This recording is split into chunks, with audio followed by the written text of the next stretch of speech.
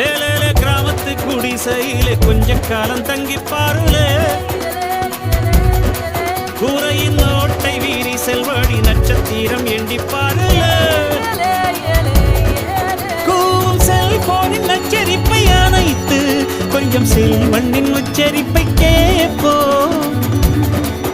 வெறும் காலில் செருப்பின்று நடந்து மண்ணோடு பேசிக்கொண்டு போவோம் மழலைகள் ஆவோ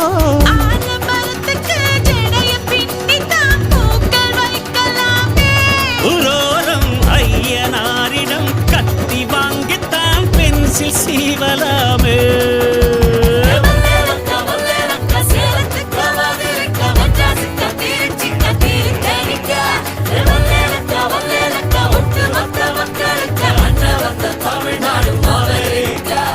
காவிரி யாரும் கை குத்தல் அரிசியும் மறந்து போ